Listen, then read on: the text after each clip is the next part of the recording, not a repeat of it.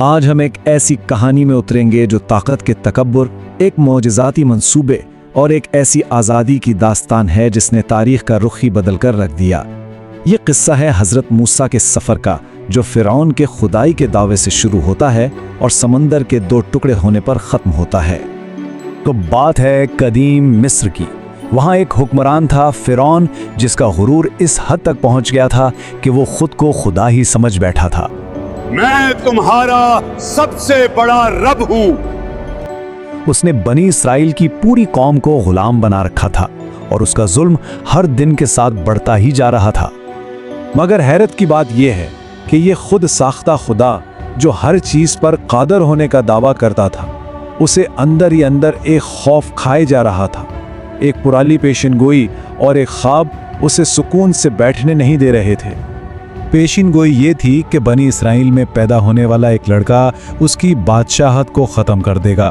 بس اسی خوف نے اسے ایک ایسے وحشیانہ قدم پر مجبور کر دیا جس کی مثال نہیں ملتی۔ اس نے اپنی ہی سلطنت کے معصوم بچوں کے قتل عام کا حکم دے دیا۔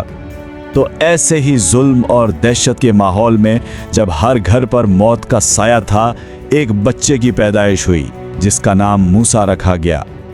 اب بچے کی ماں کو اللہ کی طرف سے ایک اشارہ ملا، ایک ایسا قدم اٹھانے کا جو کوئی سوچ بھی نہیں سکتا تھا۔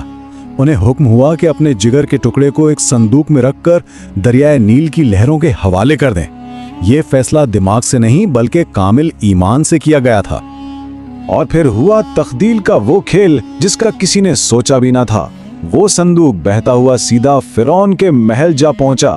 جس بچے کو مارنے کے لیے فرعون نے اپنی پوری فوج لگائی ہوئی تھی، وہی بچہ آپ خود فرعون کی چھت کے نیچے اس کی بیوی کی گود میں پلنے والا تھا۔ تو موسیٰ محل میں ایک شہزادے کی طرح ہی بڑے ہوئے، لیکن ان کے دل میں اپنے لوگوں کے لیے ہمدردی ہمیشہ موجود رہی۔ اور پھر جوانی میں انصاف کے اسی جذبے نے ایک ایسے واقعے کو جنم دیا جس نے ان کی زندگی کا رخ ہمیشہ کے لیے بدل دیا۔ اپنے ایک ہم وطن کو ظلم سے بچاتے ہوئے موسیٰ کے ایک ہی وار نے اس ظالم مصری کی جان لے لی۔ یہ جان بوجھ کر نہیں کیا گیا تھا، لیکن اس ایک واقعے کے بعد سب کچھ بدلنے والا تھا۔ اور جیسے ہی یہ راز کھلا، ان کی جان پر بن آئی۔ مجبوراً انہیں فوراً مصر سے بھاگنا پڑا۔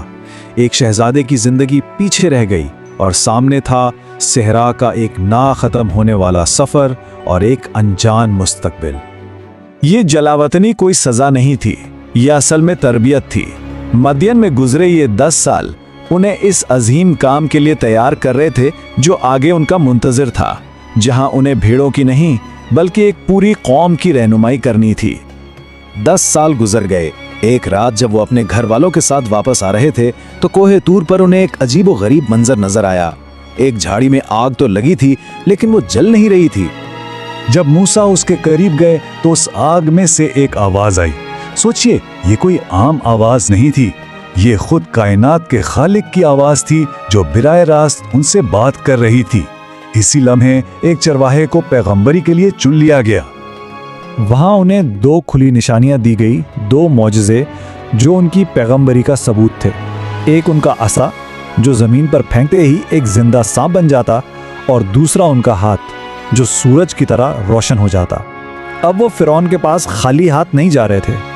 اب موسیٰ اپنے بھائی ہارون کو ساتھ لے کر اسی محل میں لوٹے جہاں وہ پلے بڑے تھے، لیکن اس بار ان کی حیثیت بالکل مختلف تھی۔ وہ ایک شہزادے کی طرح نہیں بلکہ خدا کے پیغمبر بن کر فرعون کو چیلنج کرنے آئے تھے۔ فرعون نے تو تکبر میں آ کر ان کی بات کا مذاق اڑایا اور اسے جادوگری قرار دے دیا۔ اپنی طاقت دکھانے کے لیے اس نے اپنے سلطنت کے سب سے بڑے جادوگروں کو ایک بہت بڑے مقابلے کے لیے جمع کر لیا۔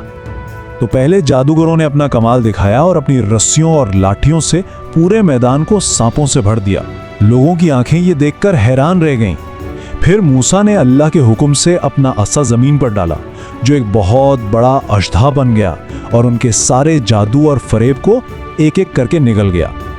یہ کوئی معمولی بات نہیں تھی۔ جادوگر تو اپنی کلا کے ماہر تھے۔ وہ فوراً سمجھ گئے کہ یہ جادو نہیں، یہ کچھ اور ہے، یہ حقیقی طاقت تھی۔ وہ اسی وقت سجدے میں گر گئے اور موسیٰ کے خدا پر ایمان لے آئے، بھلے ہی اس کی قیمت ان کی اپنی جان کیوں نہ ہو۔ इस खुली शिकस्त और इसके बाद आने वाले कई अजाबों के बाद फिरौन ने आखिरकार मजबूर होकर बनी इसराइल को मिस्र से जाने दिया। लेकिन जैसे ही वो निकले, फिरौन का गरूर एक बार फिर जाग उठा और उसने अपनी पूरी फौज के साथ उनका पीछा करना शुरू कर दिया। अब जरा इस मंजर का तस्वुर कीजिए। बनी इसराइल एक ऐसी जगह फंसे हैं कि भागने का कोई रास्ता ही नहीं। आगे गहरा समंदर है और पीछे मौत बनकर फिरौन की फौज तेजी से करीब आ रही है। जाहिर है ऐसे में लोगों की हिम्मत टूट गई। वो चीख उठे कि बस अब हम पकड़े गए। लेकिन इस मायूसी के आलम में भी मूसा का यकीन देखें। उन्होंने कहा, हरगिज नहीं, मेरा रब मेरे साथ है, वो जरूर कोई रास्ता दिखाएगा। और तब अल्लाह की तरफ से हुक्म आया, एक ऐसा हुक्म जिसने कुदरत के सारे कानून बदल कर रख दिए। मूसा को हुक्म हुआ कि अपना असा समुंदर पर मारे। असा की टकराते ही एक नाकाबिले यकीन मंजर सामने आया।